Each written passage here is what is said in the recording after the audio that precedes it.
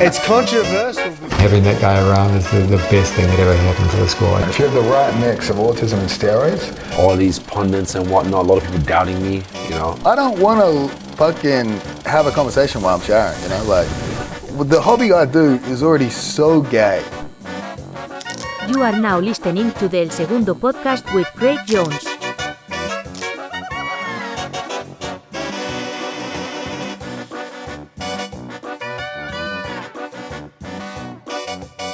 We are back, episode, I don't know. 23? 23. Jordan. Episode 23. That's a good time, actually, because we are launching the Bulls uniform. The Bulls uniform has been trapped. We got actually blackmailed by Chinese customs. I thought it was US customs, and I got this email about trademark infringement. Usually it's just Brazilians emailing me about trademark infringement, but this time, at first I thought it was US customs, then it'd be Chinese customs. We paid a bribe, and the boxes arrived. So there you go. Basically, like most things in the rest of the world, you pay a bribe, you get the job done. Get it done. So Bulls uniform should be at my house today. Fuck, that has taken a very long time, but we finally got there. But I want to start. Obviously, I just got back from London. Mm-hmm. I may or may not have brought a friend along to London. I want to start with some stories about this guy. I love this guy.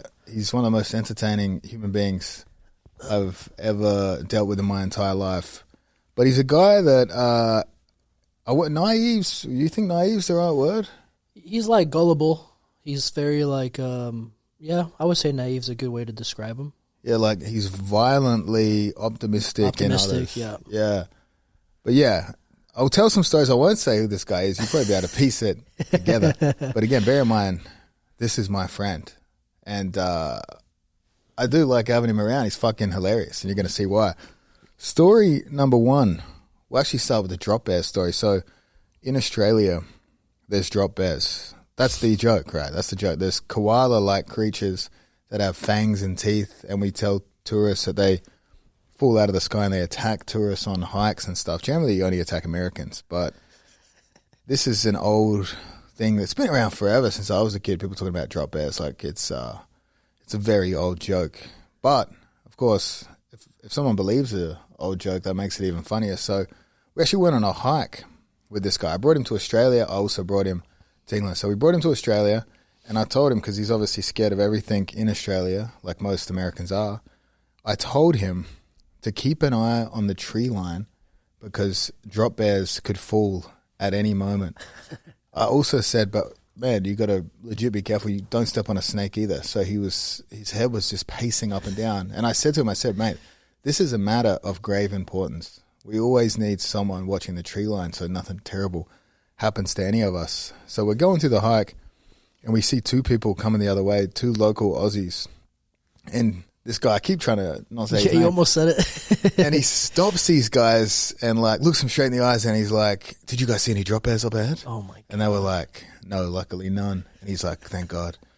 And then we do the hike. We eventually get back to the car, and he's like rubbing his neck. I'm like, "What's wrong?" He's like, "Man, my neck is so sore from looking up the entire time." How long was this hike? It might have been 2 hours round trip, You babe. guys are the worst. Yeah, just a horrible. I mean, that's the type of friend I am. That's why I don't have too many of them, you know. There's that bit from you guys are in the car, and he's like, do you guys get to keep kangaroos as pets? And dude, that part was funny. Oh, fuck. Yeah, he kills me. Yeah, he's a funny kid. But another incident that happened in Australia, like not only is he, I mean, this is optimism still, right? So I remember we're at Volkanovski's gym, and they have a women's class, the class before we were going to train. So just loves having a watch. This is a women's jiu-jitsu class. You said his name. I'm going to have to beep it out. Bleep that out. Bleep that out. So he goes into the area where the women are training, and he stands there, and he's watching them train. Not in a weird way, just in an actual, a nice, you know what I mean? Like he's just, he's not being a creep. He's just sincerely interested in watching these women roll. And I would not say that of many of my friends. Like you, if I saw you watching, if B Team had a women's class and I saw you watching it, I'd be like, yo, mate, I'm up to careful. No good. I'm up to no good. Yeah, I would assume the worst, but not in this guy. Now you're like, bleep that as well. that's true.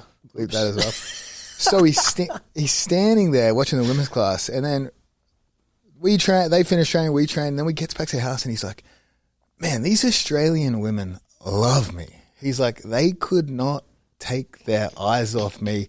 He's like, they're rolling. He's like, they're stopping. All of them are just stopping, looking up at me, staring at me. And he's saying this to me, and I did not have the heart to tell him that he was standing below the round timer. So I only just told him that in England, and he was very upset about that. But I could not believe it. Fucking funny. You told him this in England. You didn't tell him in Australia when it happened. Exactly. This story feeds into the next one. Oh, that's good. That's good. Both of them will make sense. I had to give you those to make sense of this story. So we're in England. So we start in London. Jet lag's getting the better of this man. Me, professional drug addict, there's always a substance to fight jet lag. Whether you need something to put you to sleep or you need something to wake you up, there's ways to fight it. But you have a lot of pure souls in the world that'll be like, no, I would just deal with it on my own. You know what I mean? And you're like, all right, you do that. Let's see how that goes. You know what I mean? Yeah, yeah. For me personally, the downsides of drugs used to force a time zone adjust are much less than just not sleeping. Not sleeping's so bad for you. I mean, physically, psychologically, just terrible for you. So this man's having trouble sleeping for the first 2 nights. And then we head south from London. We head all the way down to a city called Southampton. Southampton, I mean, the Germans wouldn't have even bombed this place. You know, this is a small sort of insignificant city. It's a nice city, but it's a small city. Something weird as well is like the UK, you're looking on a map and you're like, oh shit, that's like 100 miles away. That can't be a long drive. It is a fucking long drive. This place was built long before any good highway systems were established, you know. Like I think 2-lane street is probably the widest road in that entire fucking country. Yeah, and people drive on the other side, no? Yeah, they match the Australian side. Yeah, yep. But so we go to Southampton. I'm staying at the Ibis. There's this 3 hotel area. There's the Novotel, the Ibis, and another hotel. This guy, because the Ibis is booked out because that's where all the athletes are, this guy books a room at the Novotel. But we're so close to each other, you know, like it's like we're next door to each other. He books a room at the Novotel, and most mornings during this trip, I've had to fucking violently wake this guy up because he's like battling jet lag. Yeah. Like I remember one day he's like, man, I couldn't sleep. I woke up, I put on a movie. It was a horror movie. I had a bad dream. And he's like, I couldn't get back to sleep. I had a nightmare. And I was like, don't ever tell me that again, please. That kid has some vivid dreams, huh? Yeah, we won't go into the other dreams he has. But that is basically that's basically it. Every time it's a morning, he's a difficult man to get a hold of. Ordinarily, back in his home city, the life he lives, he's very functioning adult. Stick to a schedule. Yeah. It's not late, like I will say that. But obviously jet lag again. Just beating him down, beating this man down. Almost Nicky Ryan level beat down, right? Fuck, that's bad. So it was actually competition day. So I've actually stayed up late. On comp day, I always the night before, I try to stay up late and sleep in. Sometimes that fucks you because if you wake up early, then you've just not slept. But you're trying to adjust because you got to compete at night. So I start calling around 9 a.m. I'm like, let's get breakfast, man. Let's get breakfast. He answers the phone. He's like he's just out of it. And I'm like, man, like, how are you still jet lagged at this point? And he's like, I will explain. So we're having breakfast and he's like sad. He's like very sad about something. And I'm like trying to get it out of him. And he's like, all right, he goes, so I fell asleep. He's like, I passed out early. He passed out like 8 p.m. And he's like, I woke up wide awake, 1 a.m. He's like, and in his room is a fridge with water in it. He cannot figure out the fridge location in his room and therefore cannot find water in his room. He also thought the tap water would kill him in England. It's like in England. A fellow water connoisseur like yourself, very cautious about certain types of water. So he goes down to the lobby in search of water. Yeah. Obviously asking hotel staff. In this lobby, 1 a.m. in Southampton, is a lady on a laptop typing away. And she sees this man and she waves him over. This lady cannot speak English, But she's, I mean, obviously doing some important office work at 1 a.m. in the lobby of the Novotel. So goes over there, gets in conversation. They're talking over Google Translate. Again, one thing I will say is how many relationships exist today because of fucking Google Translate alone? That's crossing a lot of barriers. You know what I mean? What a time to be alive, for sure. Yeah, you don't even need to speak to the person. It's probably better. I think so. Yeah, you got that barrier of separation. It's almost like having a conversation where you're texting someone. You get time to think of a good response. You know what I mean? Yeah. Retarded people are probably more charismatic over Google Translate. But fuck, this man. Three times we believe his name. This man sits down. He sits down and he's talking. They're talking for 30 minutes. They're getting along super well. He's telling the story. He's like, man, I'm thinking. Because this is a beautiful Brazilian woman. He's like, I'm the fucking man. It's like, she's loving me. He's like, man, everything I say, she's laughing. She's complimenting me, touching me in the arm. He thinks he's killing it. He thinks that 1 a.m. in a hotel lobby in Southampton, he has found love. Ends up saying, hey, do you want to come back to my room? She's like, of course. Yeah. They go back up to the room. He gets her inside and she goes, that will be 200 pounds. Wow. He thought he had found love in the hotel room in the hotel lobby of the Novotel. Yeah. And that's basically what happened. And that's basically why I'm now 200 pounds short on this trip. But no, it turns out she was actually there to meet a client previous to him and had finished up and was just, what do these ladies of the night do? Fucking, they work hard, mate. They're answering emails in the hotel lobby until they run into a young American man. But when he was telling me the story, bro, he was so upset because he was like, oh, mate, I'm fucking the man. Like, this woman loves me. That's so funny. It's just funny because he went down for the water, but came up with something so much more expensive. So much more expensive. Never got the water. Still probably dehydrated to this day. Yeah, probably. I mean, I don't know what happened, but I'd say probably ended up more needing of the water after whatever happened. Especially after that type of encounter. That's so funny. That type of activity. But yeah, he was heartbroken. But I just had to set it up because like it gives you an idea of what type of character this is. But yeah, he's the best, man. I honestly was thinking like I would love a TV show with this guy where we put him in major cities around the world with a credit card, and it'd be like Bear Grylls, but he'd still find a way to die in these cities. You know? Like he just needs some support on these trips. I know when he says he's traveling, his family will be like, "Are you traveling with Craig?" And he'll be like, "Yeah," and they'll be like, "All right, that's okay, it's okay." So just you, they like you. They like me. They must not know me very well. Interesting. Nah, I get along with his family, but this kid is a character. He's funny as fuck, for real. He's pretty tough too. I hope he keeps competing, keeps getting into it. Yeah. Were you not trying to get him a match? We had sort of a match lined up, but it fell through last second, unfortunately. That's it. Obviously, some of your friends in jiu-jitsu, like the up and coming competitors, for the most part, can't, like if you're like, hey, come to Polaris, I'll try to get your match, corner me. They can't afford a plane ticket, and obviously Polaris is not going to buy an undercard ticket. Luckily, this character, as you can tell, has a bit of cash to dispose of. And he's able to tag along. But yeah, cool. But yeah, basically, I was in Southampton for Polaris, faced off against Gerald Mearshart. To this day, that name has been so difficult for me to pronounce because there's like I kept saying Gerard. You kept saying Geraldo. Geraldo. Yeah, I was joking about that, but I said his name wrong on purpose so many times that eventually I could not figure out how to say his name. That's so funny. But he was a cool dude, actually. He was like, props to him for taking the match and spiking me on my neck, almost breaking my neck. I was going to say, how the fuck did you not have a concussion after that? You know what? It looked worse than it was. Sometimes I think you hit the right spot. In the moment, I was like, oh, fuck, that's not good. Obviously, you've seen my chin, mate. I've got an iron jaw, dude. No one's taking me down that easy. Yeah, you've dealt with a lot of units in your life. You definitely got a good chin on you.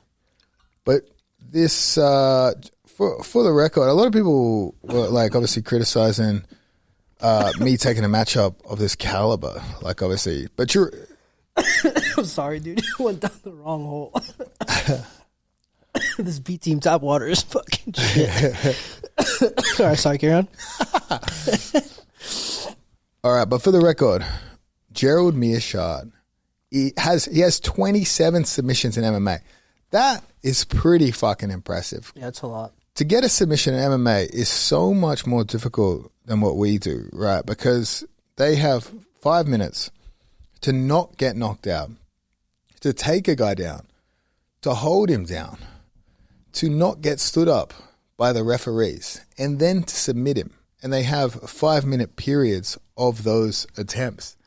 And to get 27 submissions and have the most submissions in UFC middleweight history.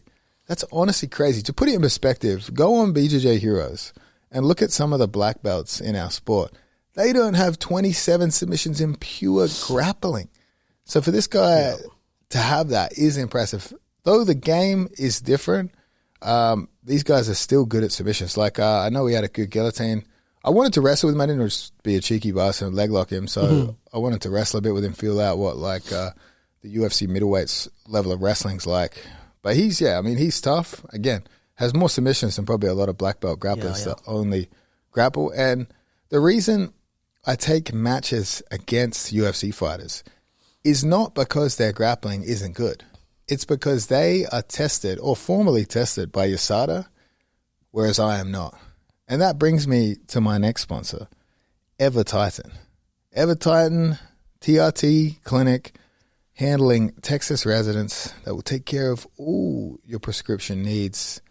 And if you were doubting yourself, like, here's what I want you to do. If you're at home and you're on the fence, go walk, find a mirror, take your shirt off, have a good hard look at yourself, and ask yourself if 200 milligrams of testosterone a week wouldn't help you.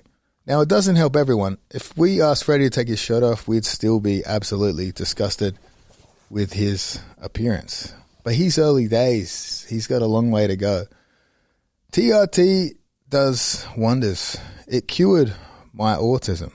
I used to be a frail, feminine man with a slightly better hairline. I will say that, but that's beside the point. But what I want you to think is that right now, there is a jacked, bald, 35-year-old man messaging your girlfriend. And each day, she gets closer and closer to taking him up on this offer. And that's all the reason you need to start doing steroids like the rest of us. Don't be scared of a needle. Freddie was scared of a needle. Now look at him go. Can't get me to stop fucking poking myself. Yeah, that's true. He's used to being penetrated with something thicker. The thought of something so thin truly frightened the man.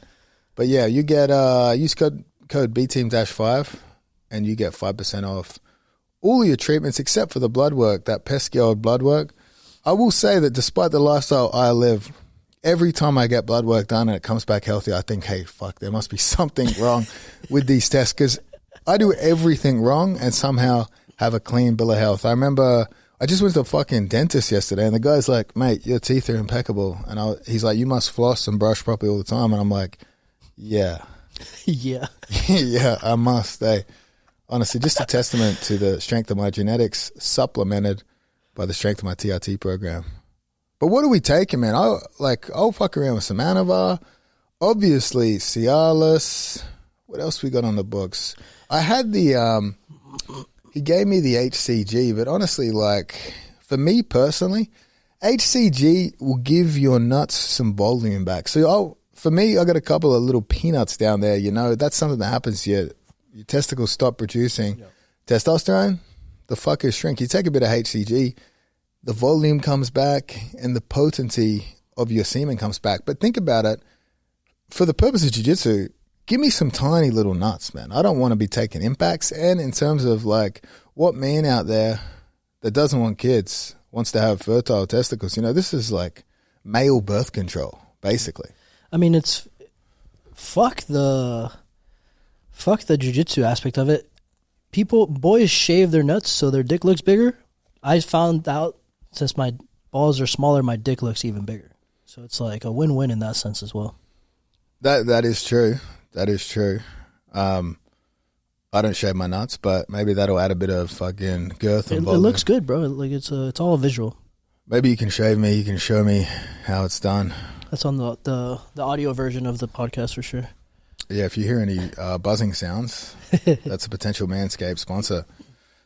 Yeah, but I mean, we had a good time in England, quick trip. Obviously, steroids are a good time. So in terms of the show as a whole, Polaris been around forever. One of the originals came around not long after, what was it, Metamoris? Yeah.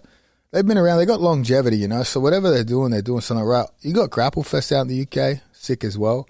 Ran by a character called Chris Thompson that's basically straight out of the movie Snatch. MyBookie, when your money's on the line, choose a trusted sports book that gives you tools to win like MyBookie. $2.95 this weekend. Obviously would have been sick to have John Jones versus Stipe on the card. That fell through, but we've got Sergey Pavlovich versus Tom Aspinall to replace it. Tom's incredible. He's come back off knee surgery and shit, but man, this match is insane. Sergey's on 6 first-round knockouts in a row. He lost to Overeem, and then he's killed everyone since then. This guy's fucking terrifying. So Tom Aspinall has got some big balls. I will lean towards Sergey just because he's been the official backup fighter in this, and he's been in camp the entire time. I'm not sure about Aspinall. I'm not sure how his training's been going, so usually err on the side of caution, and we'll stick with the Russian Dolph Lundgren. Yuri Prohaska versus Alex Pereira. Two equally scary human beings, each in their own way. Yuri scares me because he spends 3 days in hotel rooms in silence without food. That's concerning. Alex Pereira scares me just based on how his face looks. But this is crazy. I think Yuri, if he wrestles, he can get it done. Pereira could put him out.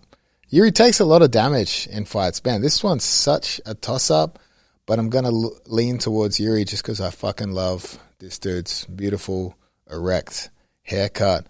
One other match I want to talk about too. Diego Lopez, Pat Sabatini. Sabatini, East Coast guy. High level, great MMA fighter, 18-4, but Diego Lopez is a fucking weapon. He is from the Amazon. He lives in Mexico, and he's really probably responsible for the aggressive bottom game that a ton of Mexican fighters have. He came in against Movsar Evelayev, who's a top 10 guy at featherweight.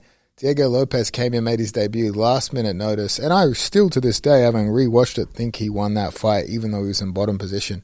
Some of the most impressive bottom game jiu-jitsu I've ever seen. He even submitted Gavin Tucker in his previous fight, which is crazy because obviously Tucker is a fantastic grappler himself. I'm leaning towards Diego Lopez in this fight 100%. I love this crazy bastard. Go to mybookie.ag, use promo code BTEAM on your first deposit, and MyBookie will give you up to $200 cash bonus. That's promo code BTEAM to claim your own cash bonus, or click the link in the description and place your bets. Let me know your picks in the comments and start winning. If you want a sports book that gives you the most for your money, bet on UFC with MyBookie. Bet anything, anytime, anywhere with MyBookie. Guys, please use this code. Please make some fucking bets because this is one of the best sponsors we have. MyBookie. Support it. Support the cause. If you want to support me, you want me to keep doing the podcast, you better fucking support MyBookie, you cheap bastards.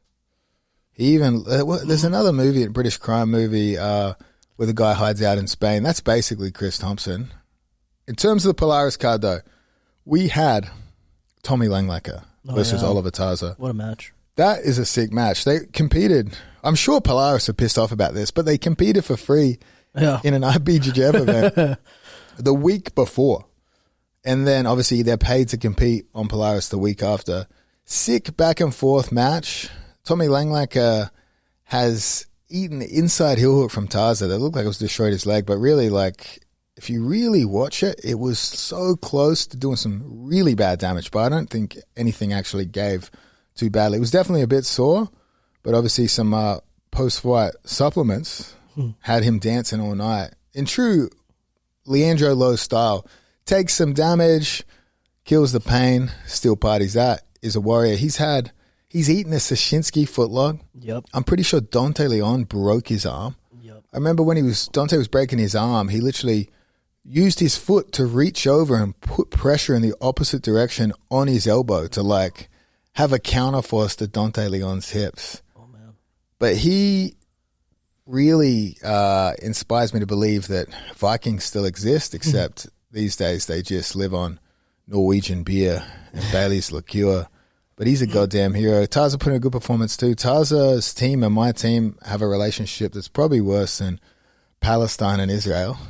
But I do like Taza, and I do like stirring him up because I ran into him at London Grapple, and I tried to terrorize him at the press conference. You know, like obviously try to get him in as much trouble with his parents as possible. But that's a blast. It's always a blast teasing anyone on that other team because I know I'm like, you're going to get a fucking spanking when you get home if you're laughing at any of my jokes. Talk to Craig, yeah.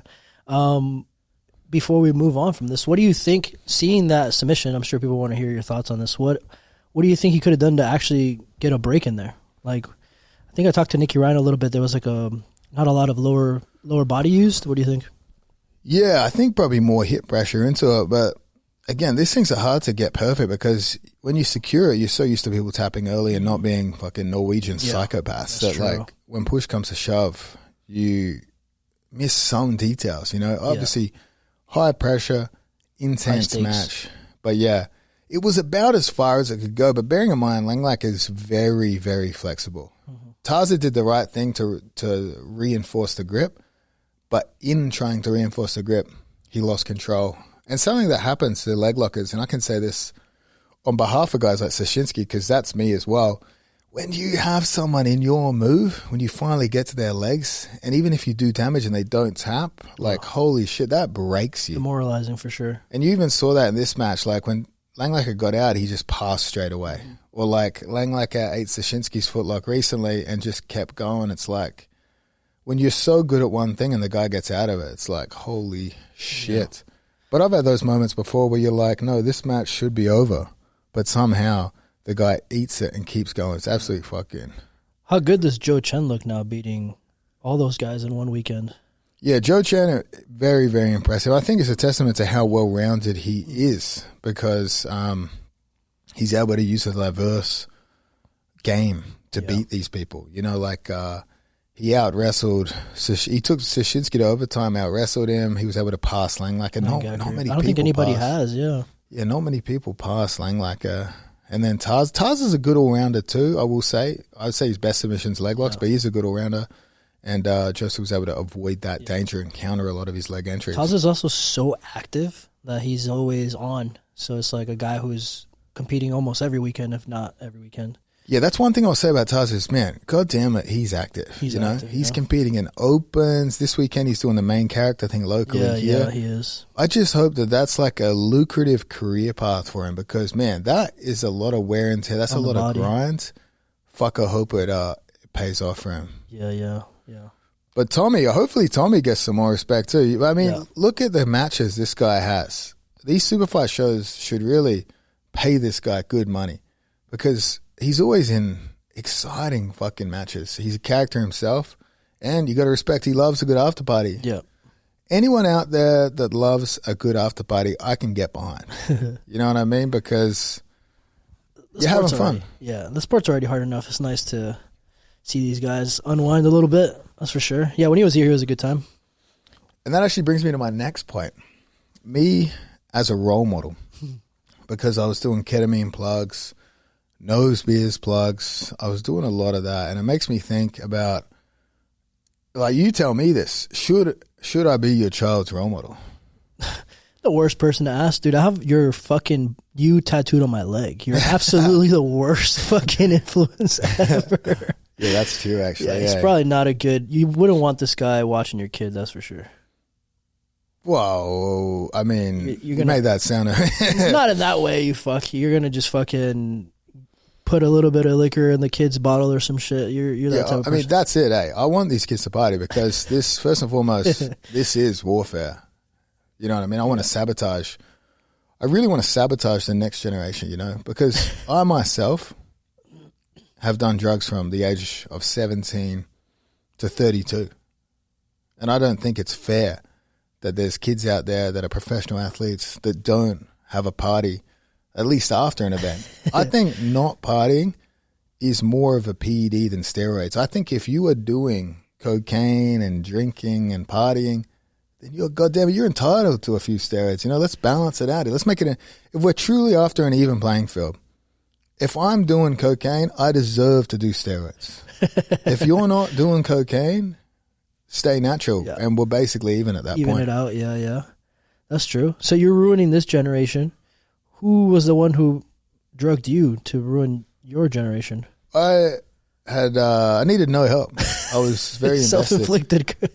I mean, most young dudes will be interested in some psychedelics. As I've said previously, introspection, that's for children. Once you hit about 25, 30, 35 and you've done some horrible things in your life, now's not the time for introspection. Now's the time for suppressing those memories, So it's like when you meet a 35-year-old guy that's doing mushrooms, you're like, bro, like, what are you doing?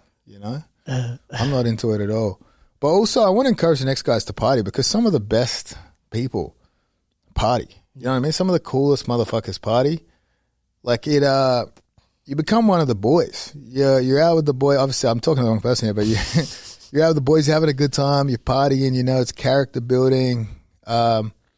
When you don't do that, you get people like Gordon Ryan. You know what I mean? Who needs some ecstasy more than that man? Ecstasy will give you a bit of empathy. You be partying on that, you run into your worst enemies, you embrace them. You know what I mean? Who needs ecstasy more than that guy? That's true. Imagine him at a sesh fucking after a big night out. Imagine how out of place this man would be. This man would be thinking about killing homeless people while everyone's having a dance in the kitchen. This man would be talking about the time he slapped Galvao. That man needs drugs as much as you needed steroids. Thank God you got on it, man. Yeah. Well, I did my part. Maybe he gets on his part and we get Big Gore doing some ketamine or something. That's honestly, if we got Gordon on some ecstasy, that'd be a good fucking. We'd probably build men bridges. You know what I mean? We get him on the podcast. Reconnect. Someone should fucking put some ecstasy in his Episode 100. We get Gordon in here. We give him a bit of ketamine. You guys hash shit out. Fuck, that would be good to see. Yeah. One other update from the UK: Purple Aki. Purple Aki. I tried to track him down. First, people were like, "Purple Aki's dead," and I was like, a 6'5", 120 kilo man like that can't be dead yet. He cannot be dead yet. I thought maybe he's in prison, whatever. I tracked him down through a friend of a friend who located this man. We found the exact neighborhood he was living in. People sent me some videos of him still out in the wild, still touching fucking teenagers' muscles, And that, honestly, the friend I brought to England, I was just fantasizing about him interacting with Purple Aki because Purple Aki would be like, bro, do you lift? Fucking, your muscles are feeling, can you squat me? And my friend would be absolutely authentically involved in that. He would love it and not even think Purple Aki was sexually assaulting him in some way. But Purple Aki, I made a connection with him. I couldn't meet him and film any of it because that would actually violate his parole. And then ultimately we were going to get him to send a video shouting out the podcast. Unfortunately, his lawyer said that also violates his parole. So we just couldn't make it happen. So in an effort to respect the privacy and freedom of a man that respects neither in others, I steered clear and we avoided it because I didn't want to just hang out with him as a mate. We wanted to get some content. Yeah. But Purple Aki, the guy that connected me, said, there was no one better at tracking people down that owed people money. Interesting. Purple Aki would find anyone. And this guy was also telling me he's a scary motherfucker. It's like if a group of guys see him and harass him in the street, one by one, he will track down those involved and look to get some revenge. He was telling me this guy will wait for hours outside apartment blocks just to get some revenge on a dude. Oh my God, dude. Jesus Christ. How long is his parole for? I don't know. I didn't get too many details because obviously, I want to respect the guy. He's famous all over England. Yeah, he's famous all over England. So many English people were messaging me like, "How do you know about Purple Aki?" And I was like, "I've seen a few documentaries on him. I saw a Vice one. I saw a Channel 4 one.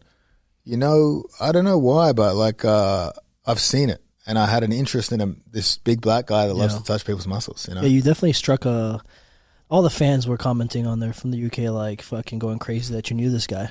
Crazy. He's like a cult-like figure in that community. But yeah, Purple Wacky, I'm sad that I didn't get to see him. I was hoping if I put the plug out, he would track me down. You know what I mean? Obviously, my muscles aren't big enough. I bet if Nicky Rod shouted out Purple Wacky, they'd come with Fly to America. He'd find a way in. I mean, does the parole work if he was to come here? Could you film? Or is it honestly, US probably wouldn't let him in with criminal record. True, that's true. Yeah, I forgot about that bit. But honestly, a man of that talent, he might make his way through Mexico. There's one other thing I want to address from the UK, and that is the FLO grappling issues. So we've got to go on a bit of a rant about FLO grappling. We want to thank him basically as a sponsor as well, you know. I want you guys to take a moment to celebrate the unsung hero of our sport, an organization that is both loved by fans and athletes alike. So they recently contacted a rival organization. Obviously, you don't have to imagine who it was. And the reason they did this was to ask him how much I get paid. And really, that's so thoughtful and generous that they would ask another organization how much I get paid so they could carefully construct a generous offer to get me to compete for their show. That's clearly the only reason they would do that. They do a lot of cool things in this sport, though, and we really need to plug them for this. Like around big events, they remove the month-to-month subscription option. You can only have an annual subscription, and that's brilliant because they know that what's best for you is an annual subscription that you can enjoy FLO content for the entire year. They also treat the athletes very well. So a good example of this would be one time they canceled a press conference because one of their athletes was sick and pulled out. I believe actually the medical term was he had a stomachache. But they canceled the press conference, and all the other athletes that were a part of the show weren't actually allowed to say anything to anyone about absolutely anything at all. So it's crazy. To protect their athletes, they also shut them up. They're obviously, very conscious of people's feelings, and that's something you don't really get in other shows. But what I also love is how they cut costs. They cut costs, luckily, in the legal department, which means sometimes if any particular athlete signed a contract, the contract actually turns out to not be that enforceable. Yeah. You know what I mean? So they really do give athletes an out if they sign a contract and they don't want to compete. That's something that you really can't say about too many other shows. But really, they have an event coming up, and our athlete Nick Bataille is on that event. And if you use the code BTEAM, you can get 15% off your ticket. So I would encourage you to support our boy Nick Bataille and use that code BTEAM. But again, guys, you really have to stand in awe of such an organization. Every step of the way, they make decisions. I think, gee whiz, I would have probably done that differently, but they go ahead and they surprise me every single time. Like I remember one time they had this deranged, drug-addicted employee that threatened to fight me. Fuck. I looked at that and said, what an incredible community outreach program they must have. What a blessing to the city of Austin. So it's really, it's truly an incredible company, and it's truly thankful to have them around, because where would we be without them? I really wonder that. Yeah, I don't know. A lot of us would not have annual memberships to something, that's for sure. Yeah, that's a wild thing, eh? Obviously, if you guys want a 12-month subscription, but if you don't want a 12-month subscription, obviously you could support the great cheerleaders of our nation, and you could subscribe to FLO Cheer, which always has a month-to-month option. Probably better content than some of the matches that we get. I'd rather watch a cheerleading open than the IBJJF open. It would be more action-packed. Yep. Probably more subscribers on FLO Cheer, but you never know. Maybe that's because you can subscribe month to month. That's true. They do have an event coming up. They got Gordon versus Hulk Barbosa. Yep. Interesting matchup because Hulk just fought MMA at 170, and he also, unfortunately for him, had a loss recently at American Nationals to Pedro Rocha. I believe he got guillotined. So, he's coming in off a loss to face the best in the world. But people will watch it. It's Gordon Ryan. We also got Lovato versus Pedro Marinho. Yeah. They made that again because it fell through last time, right? Yeah, Pedro got injured last time, right? Pedro did, yep. Pedro beat me, beat Giancarlo. Now he takes on Lovato. Obviously, I think Lovato could get it done, but Pedro's athletic beast. I think if Pedro gets it done, decision. Lovato gets it done, probably does catch him. Yeah, takes the back and strangles him. Who else we got on this card? Marigali and Felipe Peno, no?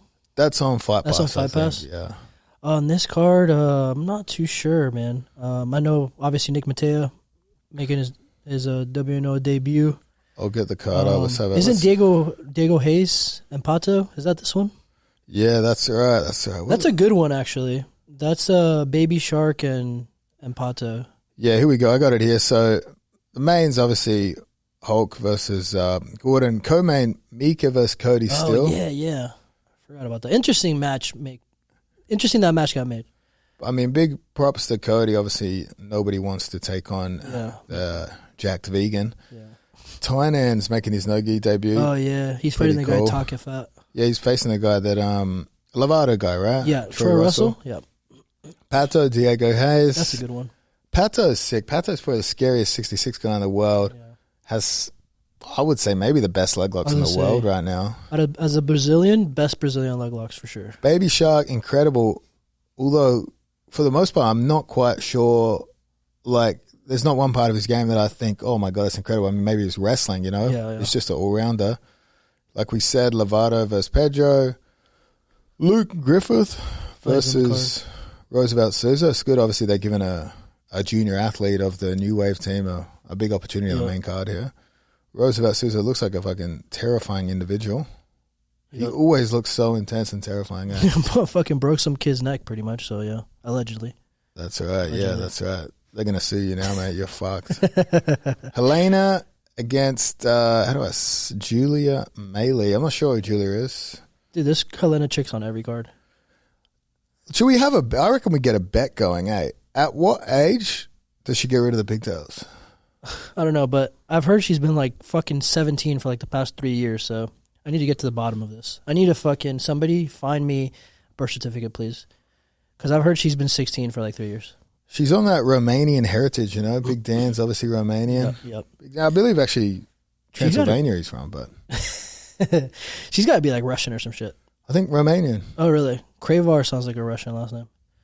But yeah, she does fucking everything. Jesus. She lost recently, right? She lost the ADC trials finals, to trains with Officer Grammy, this girl named Morgan Black.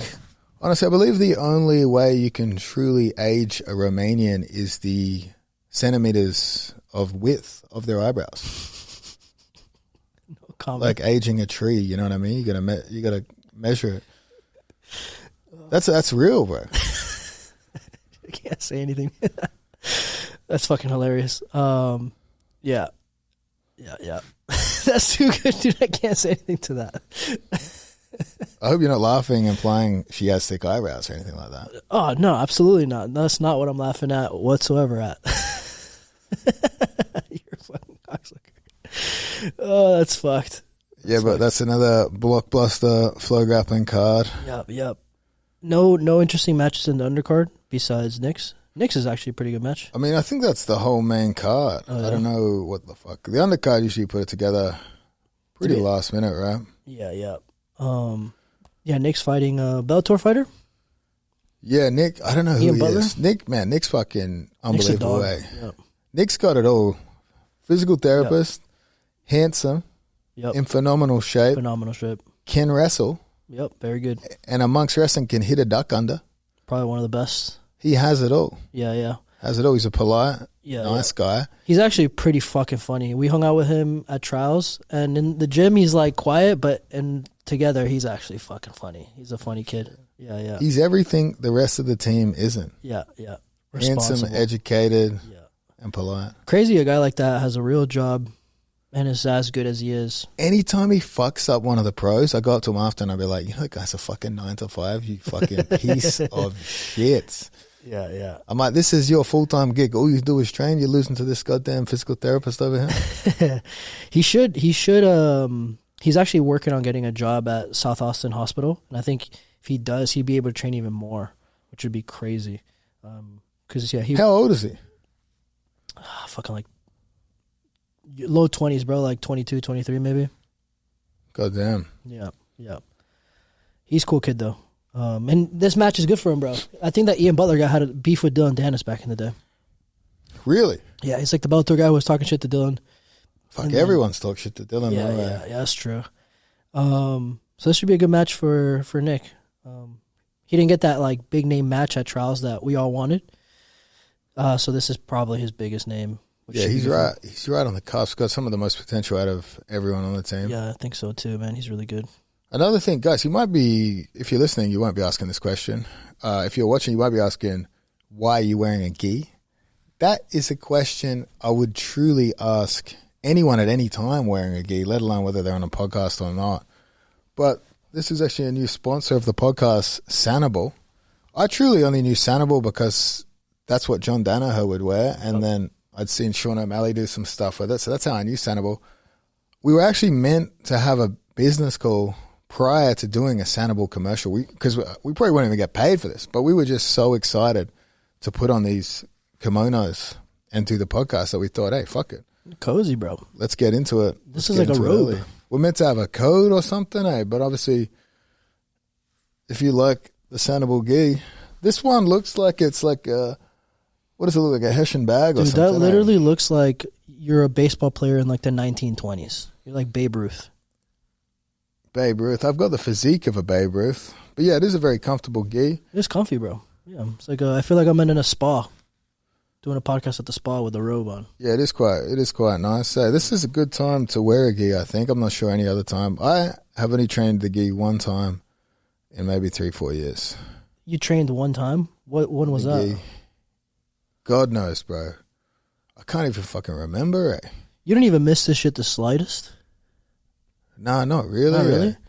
I miss the fact that people in Nashville, we trained once a week, twice a week maybe, but everybody was mainly a no-gi competitor, so the gi was a day to be silly. So people would try silly shit, and that's just fun. Are you implying the beauty and historical relevance of the kimono is silly? Yes. I mean, imagine being able to choke somebody with like the bottom of your lapel. That's fucking retarded.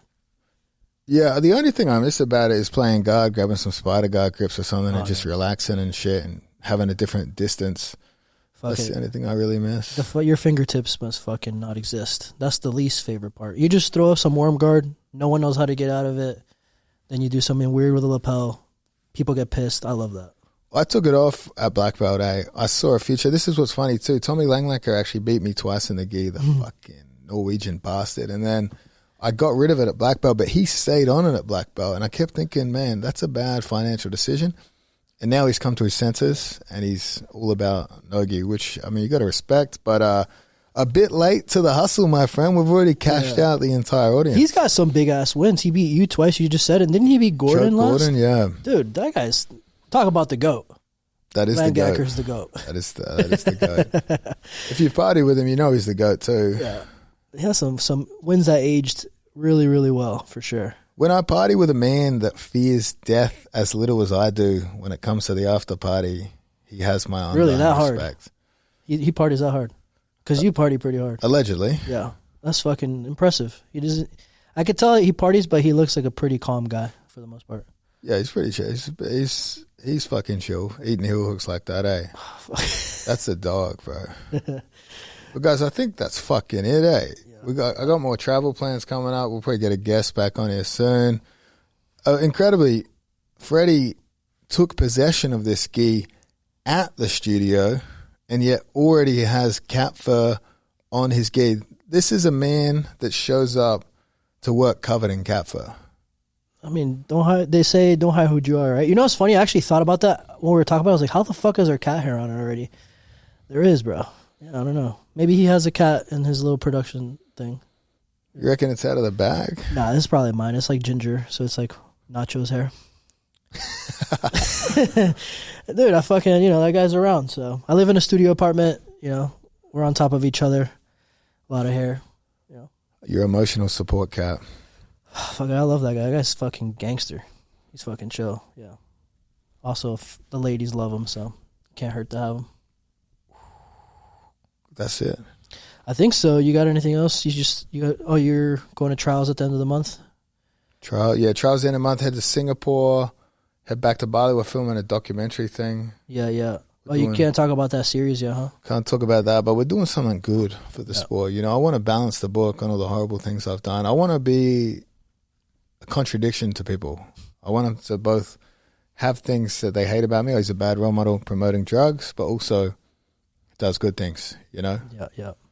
Because I think that's the truth. Even your biggest role models out there, deep down, pieces of shit, you know? Yeah, I feel like everybody's got a little bit of a streak in them, you know. So, but I'm excited to see what you do with this project. Sounds like it's gonna be fucking sick, bro. Gonna be good. Episode 23. Like and fucking subscribe. Adios. Peace. Thank you for listening to el segundo podcast. Don't forget, fuck Craig Jones.